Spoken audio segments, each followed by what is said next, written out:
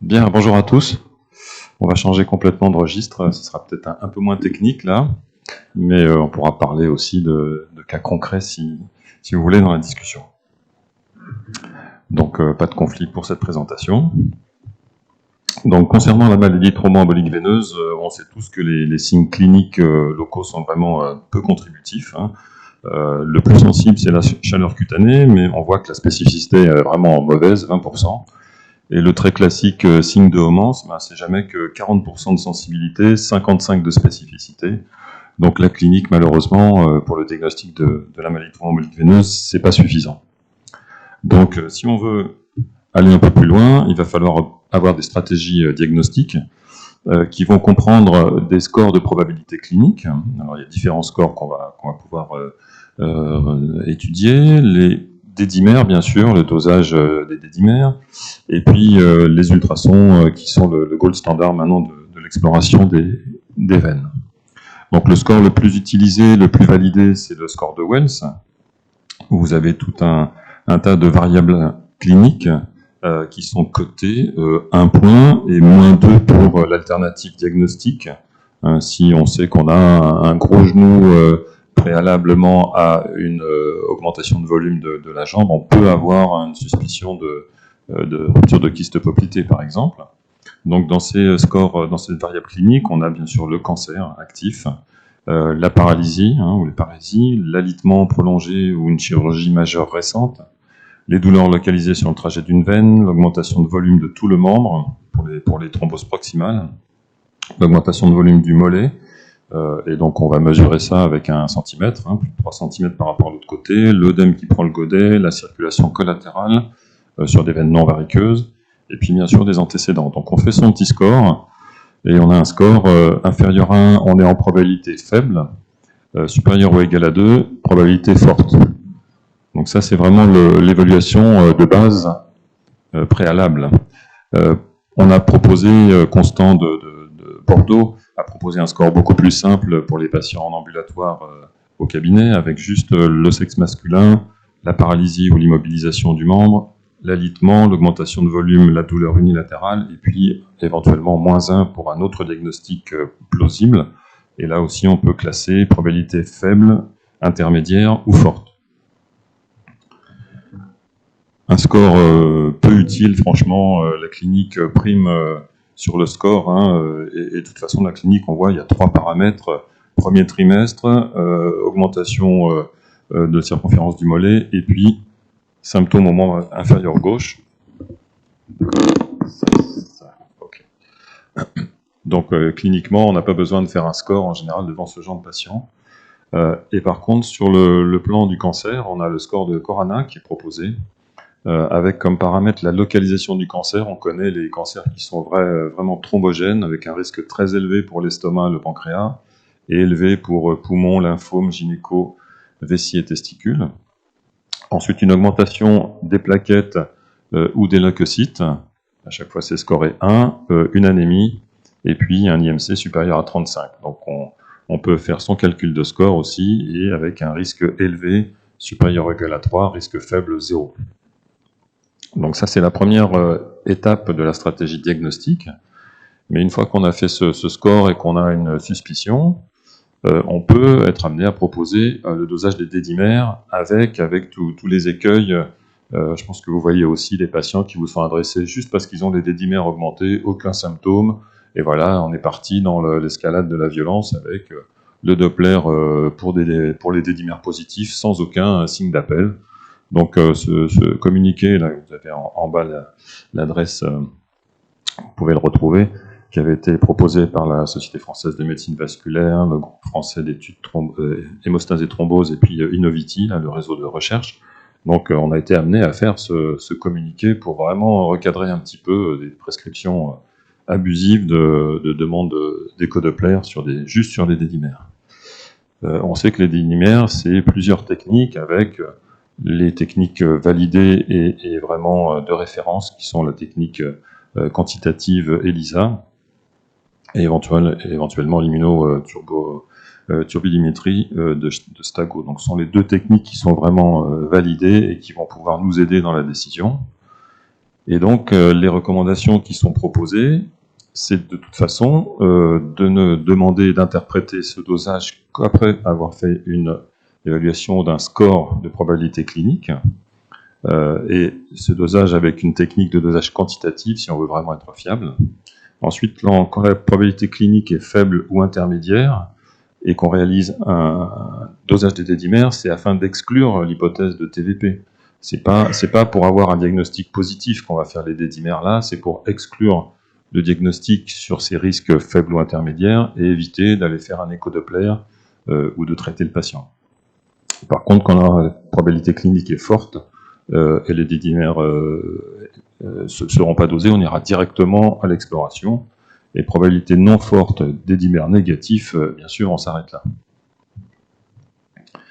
Donc, une fois qu'on arrive à l'étape écho-Doppler, on a eu probabilité, par exemple, intermédiaire, dédimères positifs, donc on va plus loin. On a deux façons d'explorer, soit la façon complète, hein, on part éventuellement des veines plantaires, si j'ai une symptomatologie à la plante du pied, jusqu'à la veine cave, où il y a l'exploration qu'on dit limitée, juste les 3 points. Au niveau fémoropoplité, on a 3 points de compression. Et ensuite, on a évalué le risque de récidive d'événements thromboemboliques à 3 mois en fonction de ces deux façons d'explorer. Donc on voit sur les patients externes ici, par exemple, qu'on est à 0,6% d'événements à 3 mois quand on fait une exploration complète. Par contre, quand on a fait une exploration limitée, juste les 3 points, on double quasiment le risque d'événement. Donc ça veut dire qu'on est passé à côté de patients qui avaient réellement une thrombose et qui sont des patients à risque de récidive. D'où la recommandation qui est de réaliser un écho-Doppler complet. Donc on regarde aussi les veines du mollet, ce qui est effectivement pas d'habitude chez les anglo-saxons, et ce qui fera qu'on aura ensuite, dans la suite du topo, des questions non résolues, parce que tous les standards, toutes les guidelines, les recommandations concernent les thromboses veineuses proximales et jamais les distales. Donc après, qu'est-ce qu'on en fait? On est toujours un petit peu dans le flou. Donc écho-Doppler complet, et on explore donc l'ensemble des vaisseaux. Si jamais on n'a fait qu'un écho-Doppler limité, par exemple aux urgences, l'urgentiste a fait juste les 3 points, il n'a rien trouvé, il faut refaire un examen complet dans la semaine qui suit. Donc on va faire son diagnostic de thrombose veineuse tibiale postérieure, hein, c'est vraiment l'examen de base et rapide, hein, c'est l'examen de référence. Ce qu'il faut surtout, c'est voir l'extension du thrombus et voir la tête du thrombus et localiser la tête du thrombus, éventuellement mobile comme ici dans un trépied fémoral. Donc donner l'extension de la thrombose, mesurer les diamètres du thrombus aux différents étages, la veine poplitée, la veine fémorale, par exemple, on donne, et puis les veines jambières, on donne le diamètre maxima, ce qui permettra de suivre ensuite les patients sur soit la recanalisation, soit la rétraction du thrombus. Et on fait cette évaluation, on la fait systématiquement à la fin du traitement pour avoir un état des lieux à la fin du traitement et avoir ensuite, en cas de suspicion de récidive, au moins un élément de référence pour pouvoir comparer son examen. Voilà, ça peut remonter jusqu'à la veine cave avec thrombose subocclusive. Donc on a quand même, sur le plan des signes échographiques, effectivement, quand il y a plusieurs épisodes de thrombose, on a quelques signes qui permettent de différencier un thrombus récent d'un thrombus ancien. Le thrombus récent sera plutôt iso- ou hypoéchogène homogène, avec une dilatation de la veine et absence de flux dans le thrombus, alors que sur une thrombose ancienne, on a un thrombus qui est plutôt hyperéchogène et hétérogène, avec présence de chenaux de recanalisation au Doppler et au Doppler couleur, pulsé et couleur. Et d'autres éléments indirects, comme la veine peu ou pas compressible, l'augmentation de diamètre de la veine en cas de thrombose récente, le pôle supérieur qui est bien limité, bien défini en cas de thrombose récente et qu'il est mal quand c'est ancien, et puis l'échogénicité qui est effectivement différente, hypoéchogène ou relativement isoéchogène au tissu environnant, alors que c'est hétérogène par rapport au tissu environnant pour les signes de thrombose ancienne. Donc en récapitulant, le score de Wells, peu probable, bon, on fait les dédimères, ils sont négatifs, on s'arrête là, pas de traitement, pas d'écho-Doppler. Ils sont positifs, 500 nanogrammes, Alors, c'est pas comme ce qui a été validé pour l'embolie pulmonaire, c'est l'âge par 10. Ça n'a pas été validé pour la thrombose veineuse des membres inférieurs. Pour l'instant, on reste sur la limite de 500. Donc, si c'est positif, eh ben, on fait l'écho-doppler veineux complet. Et si on partait d'un score probable supérieur à 2, un score de probabilité important, on va directement, bien sûr, à l'écho-doppler sans faire les dédimères. Les dédimères étant non plus pas très contributifs chez le sujet très âgé, quand la chirurgie est récente et quand on a un patient avec cancer. Une fois qu'on a fait son écho-doppler, soit on a la thrombose veineuse proximale, on traite, soit on a une thrombose distale isolée. Alors là, on peut discuter et on verra les différentes situations ensuite. En fonction du risque de récidive important ou pas important, on peut soit traiter, soit surveiller. On va en reparler. Voilà, on sait que quand on ne traite pas un patient, que tout a été négatif, les dédimères, l'écho-doppler, le taux d'échec, le risque de survenue d'une récidive à 3 mois, il est nettement inférieur à 1%. On a vu que c'était 0,6 par exemple, pour les examens complets. Donc on a quelques questions qui ne sont pas résolues par ces guidelines qui concernent essentiellement les TVP proximales. D'où ce consensus qui a été proposé par la Société française de médecine vasculaire et qui comprend effectivement essentiellement des questions non résolues sur les TVP distales et donc sur les TVP distales non provoqués. Donc un premier épisode non provoqué, c'est traitement classique, hein, ce qui n'est pas le cas chez les anglo-saxons, mais voilà, pour la Société française, c'est plutôt traitement classique, 3 mois de traitement à dose curative. Éventuellement, si le risque hémorragique est très élevé, on fait un score de Rieté et on regarde dans ces conditions. On peut faire une surveillance simple, c'est-à-dire qu'on refait l'examen au bout d'une semaine sans traitement et on voit s'il y a eu évolution ou pas. On peut éventuellement, s'il y a un risque hémorragique modéré, raccourcir un peu le traitement sur 6 semaines. En cas de récidive de TVP distal non provoqué, à la première récidive, c'est-à-dire le deuxième épisode, on va traiter à dose curative, mais on ne traitera pas de façon prolongée. Ce n'est pas une récidive de thrombose proximale. Un deuxième épisode non provoqué, fémoropoplité, malheureusement, le patient il va partir pour le long cours, quoi. Surtout si c'est un homme. Chez une femme, on a une règle qui pourra nous aider un petit peu, une règle de prédiction, on verra le score R2. Mais voilà, donc c'est dose curative, mais pas prolongée. Seulement au troisième épisode, on peut se poser la question de prolonger le traitement, mais on fait rentrer quand même le patient dans la discussion et en fonction de son mode de vie. Si son hobby c'est de faire du VTT ou de la boxe, on peut comprendre qu'il n'a pas envie d'être sous anticoagulant, et donc ça sera un peu à lui de choisir de porter la contention, de prendre des anticoagulants que dans des circonstances thrombogènes. Voilà, donc là ça devient une discussion avec le patient pour ce troisième épisode de TVP distal non provoqué.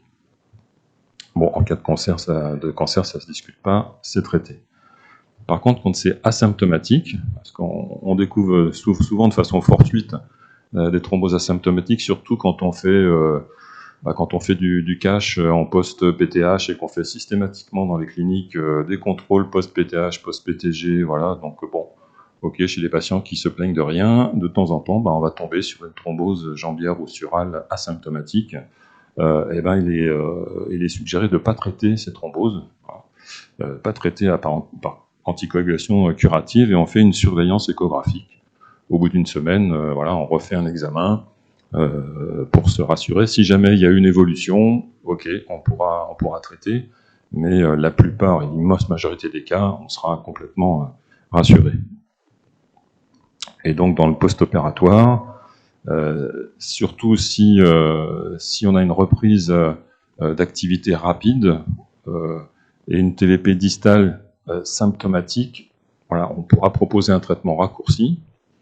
Quand on a une TVP cette fois symptomatique aussi en post-chirurgical, mais sans reprise rapide de la marche, là on va rester un peu plus longtemps, 3 mois sous traitement anticoagulant à dose curative. Et donc les asymptomatiques post-chirurgicales ne seront pas traités et pourront être surveillés échographiquement. Donc concernant la récidive et le risque de récidive, donc on a tout un tas de paramètres qui pourraient nous aider, et en particulier on a ce score R-DO2. R, c'est pour l'hyperpigmentation, œdème, redness, c'est le syndrome post-thrombotique clinique. D'où c'est dédimère, obésité, old age, c'est les patients âgés, on sait plus de 65 ans. Et puis on fait ce score qui est destiné aux femmes en fait. On est destiné à repérer les femmes qui sont à faible risque et qu'on ne va pas traiter au long cours. Donc avec un R-DO2 inférieur à 2, eh ben on a un risque annuel qui est très faible, hein, 1,6%. S'il est supérieur à 2, on passe à 14%, et donc là on les traitera au long cours. Donc ça ne concerne pas les hommes. Un homme qui fait une TVP proximale non provoquée, il est malheureusement plutôt sujet au traitement au long cours, qu'on va réévaluer régulièrement, hein, tous les 2 ans maximum, on va réévaluer l'indication. Quand on a cette suspicion de récidive, donc on fait les ultrasons, bien sûr. S'il n'y a pas de signe de récidive, pas de traitement. S'il y a une récidive flagrante, des signes cliniques, des signes échographiques évidents de thrombose récente, alors éventuellement avec une augmentation de plus de 4 mm de diamètre, ça sous-entend qu'on a déjà un examen préalable, qu'on a déjà évalué le patient à la fin de son premier traitement pour pouvoir comparer. C'est rarement le cas. Donc on se basera sur juste les critères échographiques. Ensuite, si on a un doute, et ben là on va faire les dédimères. S'ils sont négatifs, pas d'anticoagulants. S'ils sont positifs, on ne traite pas, mais on refait un examen à 1 semaine. On a un doute, on ne sait pas si c'est récent, pas récent. Donc on ne traite pas systématiquement, on refait l'examen. S'il n'y a pas de changement, c'est que c'est des séquelles, on ne les traite pas. S'il y a une petite modification au bout de quelques jours, hein, c'est entre 2 et 7 jours en gros, eh ben on va traiter les patients. Bien sûr, il ne faut pas qu'ils soient hyper symptomatiques avec la grosse jambe, mais c'est vraiment en cas de doute, hein, quand ils sont très symptomatiques, en général, on n'a pas de doute à l'échographie. Donc, le take-home message, c'est que il faut utiliser les scores de probabilité clinique, hein, ça nous aide. Utiliser les dédimères, mais que si le score de probabilité est faible ou intermédiaire. S'il y a un doute sur une récidive d'échodoppler, à l'échodoppler, et pour exclure le diagnostic, c'est pas pour confirmer et conforter le diagnostic. Et bien sûr, l'échodoppler, il sera complet et pas uniquement les 3 points si on veut faire le diagnostic de l'ensemble des thromboses. Je vous ai mis un site internet sur lequel vous pouvez avoir toutes les réponses à vos questions. C'est vraiment un outil très pratique, c'est le gmat-thrombose.fr. Hein, donc c'est fait par une équipe lyonnaise. Et donc c'est très très pratique. Vous avez réponse à toutes les questions pour le diagnostic, pour la thérapeutique. C'est une bonne aide en ligne. Voilà, je vous remercie.